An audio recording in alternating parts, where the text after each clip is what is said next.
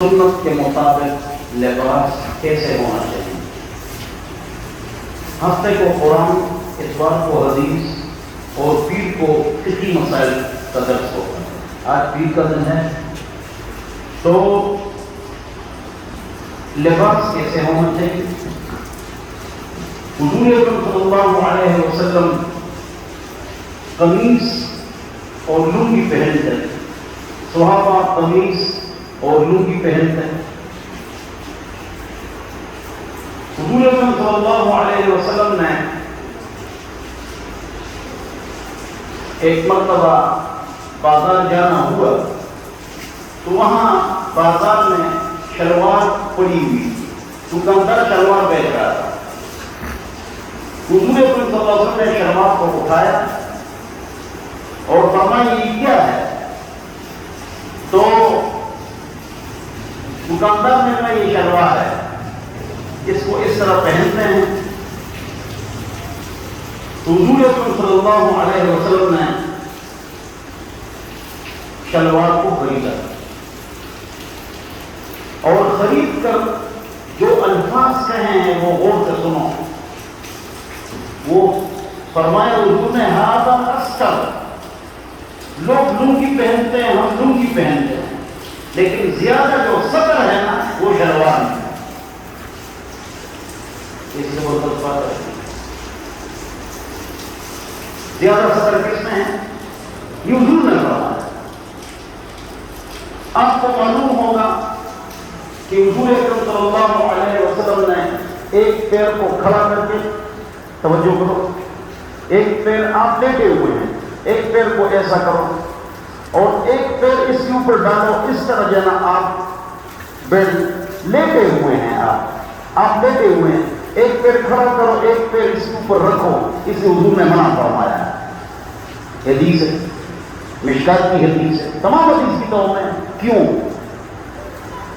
اگر آدمی کی لنگی ہوگی اور اس طرح وہ ایک پیر اس طرح کر لے گا، یہ پجرا ہوں گئی اور بے مقصد کی دی، دوسرا پیر اس کے اوپر رکھ لے، تو اگر آدمی نے لنگی پہنی ہو تو بے پردگی کا خطرہ ہے، اس لیے حضور نے منع فرمایا ہے۔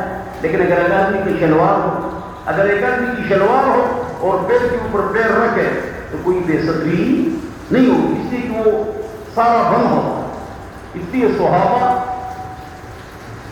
جب جہاد کے میدان میں ہوتے یا گھوڑے پر ہوتے تو وہ لنگی کو باندھتے تھے۔ اب بھی بعض عرب اور اکثر پنجابی لنگی پہنتے ہیں تو لڑائی کے دوران فوراً باندھ دیتے ہیں، پھر لڑتے ہیں، کیونکہ بے نہیں کر سکتا ہوتا ہے۔ تو حضور نے کیا فرمایا؟ ھذا استر، یہ جو شلوار ہے اس میں سطر لنگی سے زیادہ ہے۔ تو کیا بات معلوم ہو گئی؟ یہ شلوار پہننا افضل ہے لنگی سے۔ میں خود لنگی پہنتا ہوں اور میری نیت سنت کی ہوتی ہے، پہن لیتا ہوں تاکہ سنت حضور کی زندہ ہو جائے۔ آپ بھی پہنا کرے کبھی کبھی، اسی حضور نے پوری زندگی لنگی پہنی تو کبھی کبھی پہنا کرو سنت کی نیت سے۔ پھر حضور نے شلوار خریدی تو آیا شلوار کو خرید کر پہنا یا نہیں پہنا؟ سوال سائنا ڈنڈا ہو گئے تھے۔ پھر اس کا جواب یہ ہے کہ حضور نے شلوار خریدی اور پہنی، ابن القیم رحمۃ اللہ علیہ فرماتے ہیں، لیکن دیگر تمام علماء فرماتے ہیں کہ حضور نے شلوار خریدی ہے، پہنی نہیں۔ لیکن ایک بڑے عظیم بزرگ فرماتے ہیں کہ پہنی ہے تو اس کے پاس کوئی دلیل ہوگی۔ یہ تو بات کی کس چیز کی؟ شلوار کی اور قمیص، لباس پر بات چل رہی ہے۔ دوسری جو بات ہے وہ ہے کالر۔ حضور اکرم صلی اللہ علیہ وسلم کی قمیص مبارک کس طرح کی، اس کی تفصیلات نہیں۔ ہم جو مولوی کپڑے پہنتے ہیں، مولوی تبلیغی بزرگ دیندار اللہ والے، یہ امام ابو حنیفہ اور امام ابو یوسف کا لباس۔ سارے علماء جو لباس پہنتے ہیں، امام یوسف اور امام ابو حنیفہ کا لباس۔ دوسری بات بھی نہیں معلوم ہوگی، مزیدار۔ اچھا، یہ جو بعض حضرات اس طرح پہنتے ہیں کہ یہاں پر ایک کپڑا ہوتا ہے، جیسے جو ہاں یہ میں نہیں کہہ رہا، یہ امام یوسف رحمۃ اللہ علیہ درمیان میں اتنا سا کپڑا ہوتا ہے، امام یوسف رحمۃ اللہ حضور اکرم صلی اللہ علیہ وسلم کی قمیص کی جو آستین تھی، یہ جو انگلیاں ہیں انگلیوں کے سر تک آستین، تو وہ کبھی اوپر ہو جاتی کبھی نیچے ہو جاتی۔ حضور جب جنگ پر جاتے، جہاد پر جاتے تو کپڑے مختصر اور آستین تنگ ہو، اس لیے فوجی لباس کیا ہے؟ فوجی لباس اگر آدمی تلوار چلائے اور آستین بڑی ہو تو لڑائی نہیں کر سکتا۔ چلو ایک اور بات بھی یاد آ گئی آپ کو، عجیب بات سناتا ہوں۔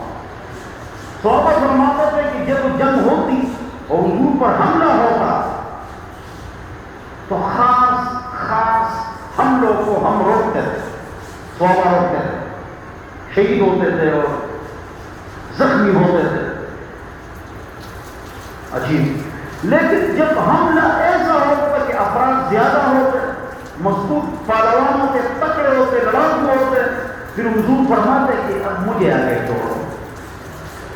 پھر جب ہم یہ کہتے کہ بھائی یہ جو حملہ ہے اس کا روکنا بہت مشکل ہے، تو حضور فرماتے اب مجھے آگے چھوڑو، تم ذرا پیچھے ہو تو بس منٹوں میں سب کو فارغ کر دو، بگا دے دے سب۔ حضور اکرم صلی اللہ علیہ وسلم، وہ واقعہ تو آپ کو معلوم ہے کہ صبح اذان سے پہلے افواہ پھیل گئی کہ مدینہ پر حملہ ہوا ہے، شور بہت کی آواز ہے، تو صحابہ اٹھے، گھوڑے پر زیپی ڈالا ہے اور گھوڑے پر سوار ہوں گے 10 15 20 کہ کون ہے، کیا مسئلہ ہے؟ تو آپ حیران ہوں گے کہ صحابہ جا رہے تھے، گھوڑوں پر زیپ نہیں ڈالا تھا اور حضور واپس آ رہے تھے کہ کچھ بھی نہیں ہے، کوئی ایسے افواہ کی کچھ بھی نہیں۔ حضور دیکھ کے واپس لیا چکے۔ ہمارے حضور اتنے تکڑے تھے، مضبوط تھے۔ رکانہ رضی اللہ عنہ نے مکہ مکرمہ میں حضور کو کہا کہ مجھ سے بہت لوگ کشتی کرتے ہیں، میں ان کو گراتا ہوں، تو آپ اگر سچے پیغمبر ہیں تو مجھ سے کشتی کرو تو پھر میں کلمہ پڑھوں۔ حضور اکرم صلی اللہ علیہ وسلم نے کہا ٹھیک ہے، دیر سے آپ کلمہ پڑھتے تو آ جاؤ، تو اس کو جنہیں چپ بیٹھا دیا۔ میرا طرف تسلی ہے دوبارہ لیٹا نہیں، سیدارہ 3 بار لیٹا ہی ہے۔ پھر حضور اکرم صلی اللہ علیہ وسلم کے سامنے اس نے کلمہ پڑھ لیا۔ تو لباس، شلوار قمیص، ہمارا جو لباس ہے یہ امام ابو حنیفہ اور امام یوسف کا ہے۔ حضور اکرم صلی اللہ علیہ وسلم کے لباس میں یہ کالر بھی نہیں تھا جو میرا وہ پٹی، کالر نہیں، پٹی، یہ پٹی نہیں، اور یہ کیا ہے، یہ نہیں، اور یہ جو کالر ہے اس کو پلٹتے ہیں، یہ پلٹو، کالر کی جو پلٹو ہے یہ ٹائی کے لیے ہے۔ کس کے لیے ہے؟ ٹائی کے لیے ہے۔ لہذا یہ جو کالر ہے یہ بہتر نہیں ہے، یا پٹی نہ ہو تو کالر نہ ہو، صرف پٹی ہو، ہمیشہ اس طرح لباس پہنایا کرو۔ یہ کس کے لیے ہے؟ ٹائی کے لیے۔ بلکہ جو ٹائی ہے یہ سلیب کی نشان نہیں ہے، یہ بات غلط مشہور ہے۔ میں نے اس پر بہت تحقیق کی ہے، سنا ہے کہ انسائکلوپیڈیا آف برٹانیکا یہ پرانے ایڈیشنوں میں ہے، اب اس کو بچا دیا کہ یہ سلیب کی نشان ہے، یہ تو میں مجھے حوالہ ہے اس کا معلوم، لیکن پرانے ایڈیشن جلد نہیں گئے، کئی نہ کہیں تو ہوں گے نا، لیکن کہیں بھی اس میں یہ بات نہیں۔ بہرحال یہ سلیب کی نشان تو نہیں ہے ٹائی، لیکن بہر صورت فساق فاسق فاجروں کی علامت ہے، لہذا سے بچنا چاہیے۔ دفتر اسکول کی مجبوری ہو تو پہنو، کھلا پینٹ پہنو، دفتر کی مجبوری ہے، کلاس کی مجبوری ہے، یونیورسٹی کی مجبوری ہے، کالج کی مجبوری ہے تو الگ کھلا پینٹ پہنو، کھلا، اور مجبوراً ٹائی پہنو اگر دفتر کی مجبوری ہو، لیکن اس سے بچنا بہتر ہے۔ ٹوپی وَقَالُوا يَسْجُدُونَ عَلَى الْقَلَائِصِ وَالْعَمَائِمِ فِي شِدَّةِ الْحَرِّ۔ بخاری شریف میں ہے کہ صحابہ اور حضور ٹوپی اور پگڑیاں پہن کر نماز پڑھتے تھے، اور جب سب گرمی ہوتی تو سجدہ زمین پر نہیں لگا سکتے تھے، ماتھا جلتا تھا، تو پگڑی اور ٹوپی کو آگے کر کے اس پر سجدہ لگاتے تھے۔ بخاری شریف میں انہوں نے ایک کپڑے میں نماز پڑھی، اس کو دلیل بنا کر کے حدیث ہمارے بزرگ فرماتے کہ ٹوپی نہ پہنو۔ اسی بخاری میں کہ ایک صحابی نے ایک کپڑے سے نماز پڑھی، تو حضور نے فرمایا وَلَكُمْ قَوْمَانِ، تمہارے پاس دو کپڑے ہیں؟ اس نے کہا ہاں۔ تو حضور نے فرمایا کہ پہنو نا، ایک کپڑا کیوں پہنا ہے؟ تو بخاری کی اس عبارت کو نہیں بتاتا ہے۔ اور ایک صلی اللہ علیہ وسلم فی ثوب واحد کہنا لگا، پھر 200 رکعت نفل پڑھو، اور فوراً کے ذریعے جناب کرو۔ کیا میں بتا رہا تھا؟ لطیفہ ہوگی نا، 200 رکعت نفل پڑھو۔ یہ بات ہم سے مسئلہ پوچھتے ہیں، مفتی صاحب یہ تبلیغی درس شروع کر دیتے ہیں، تعلیم شروع کر دیتے ہیں، ہم نفل پڑھتے ہیں تو کیا کریں؟ میں نے کہا پہلے تعلیم میں بیٹھو، تعلیم سنو، فضل اعمال سنو، سننے کے بعد پھر 1000 رکعت نفل پڑھو۔ ٹھیک ہے، بانے بناتے اللہ ہم سب کو سمجھ عطا فرمائے۔ بہرحال تو یہ دو کپڑوں پر، ایک کپڑے پر غصہ کیا کہ دو کپڑے نہیں، اور کسی بخاری نے یہ روایت کی کہ صحابہ ٹوپی اور کبریاں پہن کر نماز پڑھتے تھے۔ میں نے روایت سنائی، ایک بات کو لے لیتے ہیں، دو باتوں کو چھپا دیتے ہیں۔ تو بہرحال ٹوپی اور پگڑی جو ہے یہ سنت ہے، اور یہ سنت مستحبہ ہے۔ اگر پہنو تو ثواب ہے، لیکن اگر نہ پہنو تو کوئی گناہ نہیں۔ پوری زندگی پگڑی نہ پہنو کوئی گناہ نہیں، لیکن کبھی کبھی پہنا کرو۔